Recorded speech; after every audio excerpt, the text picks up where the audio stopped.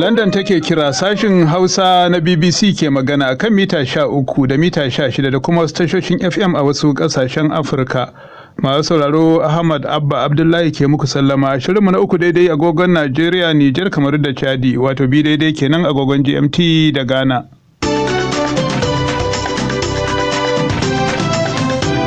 A cikin shirin za ku cewa hukumomin agaji na Majalisar Ɗinkin Duniya na gargaɗi game da irin bala'in da jama'a za su iya fadawa a Afghanistan yayin da ake ci gaba da gwabza fada da mayakan Taliban. 'Yan adawa a Zambia sun buƙaci a buɗe kafofin intanet da hukumomi suka toshe yayin da ake zaɓe a ƙasar. Bayan da masu garkuwa da mutane suka sako kwamishinan jihar Niger ta Najeriya Muhammad Sani Idris ya shaida BBC irin halin akubar da ya shiga. Lokacin da suka kama ni an ɗaure ni hannu da ƙafafuwa sun ajiye ni a rana da ruwan sama na aure 48 ba ci ba sha domin su karya lagon jikina. Wasu matasa na arewa maso gabashin Najeriya sun buƙaci a binciki ayyukan hukumar raya yankin nasu ta NEDC. Mutane suna cikin yanayin wahala ba abin da ake kuma ga mun ji labari kuma mun gani biliyoyi an sake a wannan kwamitin.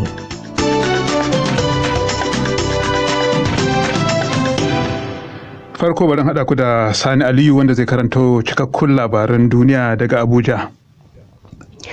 Ƙungiyar Taliban a Afghanistan ta ce mayakanta sun kama Ismail Khan, wani shugaban bangare na mayakan ƙasar, wanda wani koma baya ne a ƙoƙarin da gwamnatin ke yi domin daƙile mamayar da Taliban ɗin ke yi a lardunan ƙasar. Wasu hotuna da aka wallafa a shafukan sada zumunta sun nuna Ismail Khan, wanda ya jagoranci turjiyar da aka yi wa Taliban ɗin a birnin Herat a hannun 'yan Taliban ɗin. A halin da ake ciki, mayakan Taliban ke iko da kashi 1/3 na dukkan manyan biranen lardunan kasar, ciki har da Kandahar, birni na biyu mafi girma a kasar, yayin da suke ƙara matsawa kusa da Kabul, babban birnin kasar. The speed with which so many key areas have fallen to the Taliban has surprised many. Wakilin BBC kenan ke cewa yadda sassan kasar suka fada hannun Taliban ya bada mamaki, kuma Birtaniya ba ta so a janye dakarun kasar cikin hanzari. Birtaniya bata so a janye dakarun kasar ba cikin hanzari, sai dai ta gaza shawo kan mambobin kungiyar NATO. Kungiyoyin bayar da agaji na ƙasa da ƙasa na gargaɗi cewa wani ibtila'i zai auka wa jama'ar Afghanistan, inda aka raba fiye da mutum 250,000 da mahallansu saboda yakin da ake yi. Hukumar bayar da agaji ta Majalisar Ɗinkin Duniya ta ce kashi 80 cikin 100 na waɗanda aka tilastawa barin mahallan nasu mata da ƙananan yara ne. Hukumar ta buƙaci ƙasashe masu makwabtaka da Afghanistan da su buɗe iyakokinsu domin irin waɗannan mutanen su tsere da rayukansu.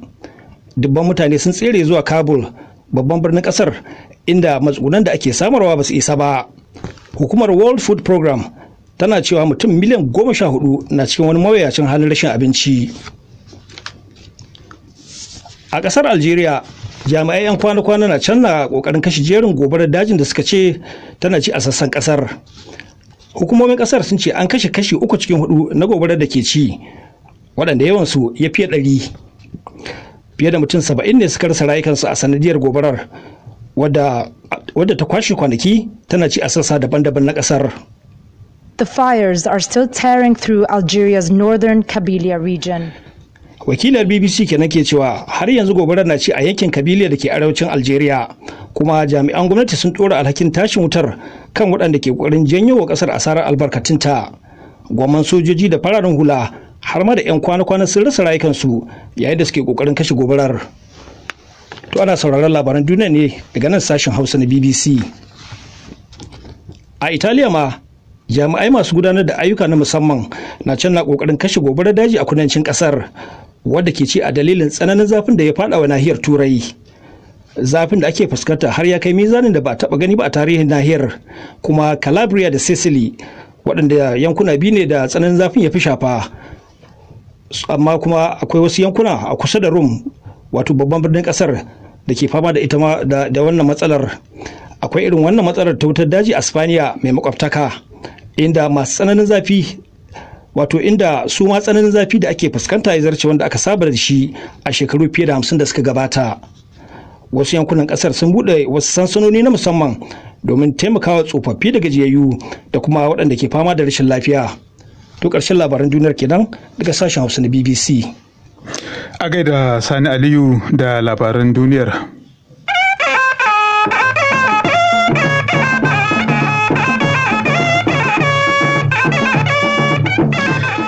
To bari mu faro rahotannin daga Afghanistan inda hukumomin agaji na Majalisar Ɗinkin Duniya ke gargaɗi game da irin bala'in da jama'a za su iya fadawa a ƙasar yayin da ake ci gaba da gwabza fada a manyan garuruwa da biranenta. Hukumar kula da 'yan gudun hijira ta Majalisar Ɗinkin Duniya ta yi roƙo ga ƙasashe makwabta da su bar kan iyakokinsu a buɗe domin baiwa jama'a damar tsira da rayukansu. Halin da ake ciki dabban mutane ne suka gudu zuwa Kabul babban birnin ƙasar inda yanzu haka ake fama da ƙarancin matsugunai. Halin da ake ciki wasu na kwana ne a filin Allah Ta'ala inda babu isasshen ruwan sha mai tsafta da wuraren kewayawa. Ga rahoton da Buhari Muhammad Fage ya haɗa mana. Hukumar kula da 'yan gudun hijira ta Majalisar Ɗinkin Duniya ta ce rikicin wanda aka fara tun a watan Mayu ya tilasta wa 'yan Afghanistan 250,000 barin mahallansu, kuma kimanin kashi 80 cikin 100 na waɗanda suka tsere mata ne da ƙananan yara. Ailin Makati, wakiliyar hukumar kula da 'yan gudun hijira ce ta ƙasar Norway, wadda a yanzu haka take Kabul babban birnin ƙasar, ta shaidawa BBC cewa halin da fararen hula suke ciki a yanzu ya ƙazanta. Mun damu mutuƙa game da halin da fararen hula suke ciki da kuma yadda muke ganin tururuwar tserewar da suke yi daga mahallansu. Musamman a kwanan nan, mutane da yawa ne ke ta kwarara Kabul daga kusan duka sassan ƙasar. Suna tserewa rikicin ne. Ba tare da wani guzuri mai yawa ba bayan jakunkunan bayansu. Sakataren harkokin tsaron Birtaniya Ben Wallace ya ce da yiwuwar Afghanistan za ta iya fadawa cikin yakin basasa, ga kuma barazanar da ake fuskanta cewa kungiyoyin 'yan bindiga irin su Al-Qaida za su iya ƙara kafa sansanoni a ƙasar. Yayin da Amurka ta kammala kwashe sojojinta daga Afghanistan, Birtaniya da Amurkan da kuma sauran wasu ƙasashe na ƙara aikiwa da sojojinsu domin kwaso mutanensu da suka yi saura a ƙasar. Wallace ya ce yanayin ƙasar ya gama taɓarɓarewa. Ƙasa ce da ke ƙarƙashin jagorancin shugabanni kuma dakarun mayaƙa a larduna daban-daban. Kuma ba bi a hankali ba, hakan zai kai su ga yakin basasa. Ina ganin an fara kusantar hakan. Take-taken Taliban na nuni da hakan. Shirin Majalisar Ɗinkin Duniya na samar da abinci ya yi gargaɗin cewa za a iya fuskantar ƙarancin abinci, yayin da 1 cikin 3 na mutanen ƙasar ke tsananin buƙatar abinci. A don haka ne shirin ya nemi ƙarin taimakon dala miliyan 200 domin taimakawa mabuƙata har zuwa ƙarshen wannan shekarar. A yanzu haka Majalisar Ɗinkin Duniya na da ma'aikata 320 a Afghanistan, akwai kuma ƙarin wasu 400 da suke zaune a ƙasar, amma sun rika yin aiki ne a makwabta lokacin da ake tsaka da annobar corona. A gaida Buhari Muhammad Fage da wannan rahoto da ya haɗa mana ta daga inda Taliban ke barna sai inda Boko Haram ta yi nata barnar. A Najeriya ana ci gaba da samun kiraye-kiraye daga kungiyoyi a shiyar arewa maso gabashin kasar ga hukumomin yaƙi da cin hanci da rashawa na su binciki yadda aka tafi da hukumar raya shiyar ta arewa maso gabas wato NEDC. Kungiyoyin dai na zargin cewa a maimakon mai da hankali wajen nauyin da aka ɗora mata na sake gina yankin da rikicin Boko Haram ya ɗaiɗaita.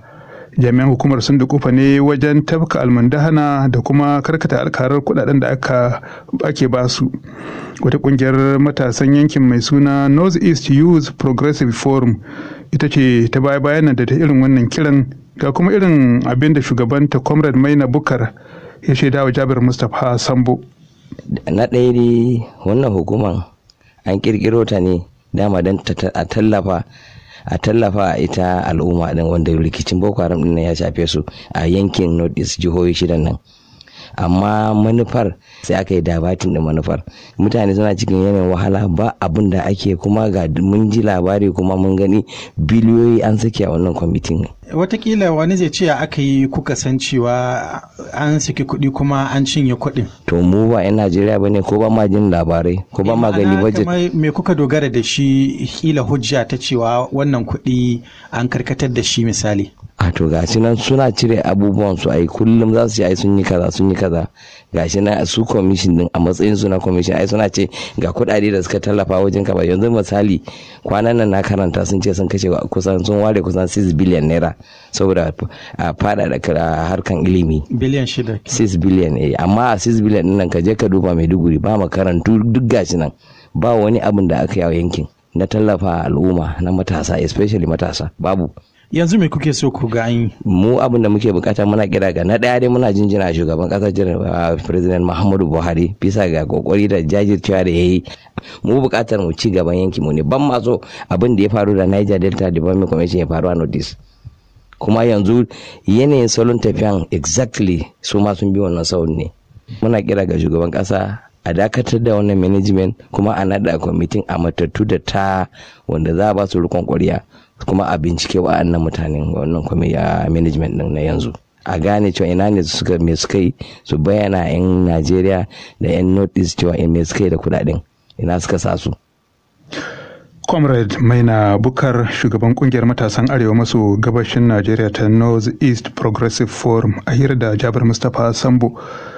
Masu garkuwa da mutane a Najeriya sun sako kwamishinan yada labarai na jihar Niger Alhaji Muhammad Sani Idris bayan ya kwashe kusan kwanaki 5 a hannunsu. Da sanyin safiyar ranar Litinin ta wannan mako ne da 'yan bindiga suka afkawa gidansa da ke garin Babbar Tunga inda suka yi awon gaba da shi. To bayan komawarsa Mina babban birnin jihar ta Niger, Haruna Shehu Tangaza ya tuntuɓe shi ta waya don jin yadda aka sako shi. Abin da za mu ce shi ne inna lillahi wa inna ilaihi raji'un, don mun san Allah ne ya gwada ikon shi. Dan lokacin da suka kama ni an ɗaure ni hannu da kafafuwa, sun ajiye ni a rana da ruwan sama na aure 48 ba ci ba sha domin su karya lagon jikina. Allah ya taimake ni na tsallaka wannan, suna buguna ina musu magana, ina gaya musu gaskiya, su yi tunanin haɗuwarsu da Allah. Duk abin da suke tunanin ina da shi nan wallahi ba ni da su. Na gaya musu kuɗaɗen nan da suke bukata daga gare ni a tarbiyyar da aka mana a gwamnatance, idan ina da su to wallahi ba a jikina za su ga alama su ba, za su ga alama a jikin al'ummata. Kamar nawa suka bukata? Sun buƙaci miliyan 200, wasu suna jin gwamnatin jiha tana bani miliyan 200 kowane wata domin farfagandan harkokin gwamnati. To da tabbatar musu wannan ba haka take ba. Duk kuɗi da ya shigo na aiki akan yi aiki da shi. Na'am, to kamar ya zaman ka ya kasance a hannunsu cikin waɗannan kwanaki 4 zuwa 5? Na zauna cikin tsanani da farko, amma saboda na ci gaba da magana da su kuma na yi ta addu'a, Allah ya taɓa zukatunsu. Daga ƙarshe suka ci gaba da sassautawa har Allah ya kawo mu ƙarshe, wanda daga ƙarshe da za mu rabu na ce don Allah su bani dama a yi musu jawabi guda. Ne musu jawabi na ce ina so su sani, da sun san yadda gamosu da Allah za ta kasance, ni na tabbatar ba za su yi shi ba. Ni a matsayina na ɗan adam, a matsayina na wanda ke tsaye a gabansu, na yafe musu duniya da lahira abin da suka yi. Saboda ni a matsayinsu na ‘yan uwana ina addu'a Allah ya tara ni da su a aljanna. Ina wannan maganan yawancinsu sai suka fashe da kuka, sai ga hawaye na fita, suke cewa Allah su kuma ya sa daga kaina ba za su ci gaba da wannan muguwar sana'a ba. To kamar ya aka yi suka sako ka? Mun waye gari ne kawai suka ce kai Alhaji in Allah ya yau za ka je gida. Lokacin da za su sallame ne suka ce yau gashi za mu rabu da kai ba miliyan 200 kuma za ka tafi da rayuwanka. Alhaji ka gwada mana Allah. Na ce to ka tuba. Muke ta wasa muke ta jet. Amma hakan na nufin kenan ba a biya su ko tarawo kuɗin fansa ba suka sako ga haka kawai. Ba biya su kuɗin fansa. Abin da nake so in jaddada maka, duk abubuwa na da suka kwashe da wasu agogon hannu masu tsada da me, wallahi su suka tattaro suka zuba a jaka, suka maida mun. To amma wasu rahotanni na cewa wasu makusantanka daga cikin danginka sun ce a can aka haɗa kuɗi aka tura musu suka sako ka. A'a ba kuɗi da aka haɗa musu. Wani lokaci gwamnatoci kan bi ta bayan fage su biya kuɗin fansa idan aka kama irin jami'in su haka ko kuma wasu amma wallahi bari biya maka a matsayina na musulmi bari maka wata rantsuwa wallahi tallahi summa billahi alazim gwamnati na bata sa hannu a wannan ba. Ina wurin nan addu'an da nake Allah ya ba gwamna karfin zuciya da sauran mahukunta a jiha a tabbatar cewa matsayi da muka ɗauka cewa ba za mu biya kuɗin fansa zuwa ga 'yan ta'adda ba. To idan rayuwa ta za ta salwanta a tabbatar da cewa jiha ta ba ta yi abin kunya na biyan kuɗin fansa a kaina ba, kuma haka ya tabbata. To ko kayi musu maganar ɗaliban da suke rike da su musamman na Islamiyya ta gina? Sun ce ba su bane, ba su san wannan ba, ba su san ko su wane ne ke da hannu a wannan ba. Kwamishinan yaɗa labarai na jihar Niger ta Najeriya Alhaji Muhammad Sani Idris kenan, wanda 'yan bindiga suka garkuwa da shi tsawon kwanaki 5. ta yanzu karfe 3 ne da kusan kwata a Najeriya da Nijar. Muna gabatar muku da wannan shiri ne daga nan sashen Hausa na BBC. Za a iya sauraron mu ta intanet a bbchausa.com.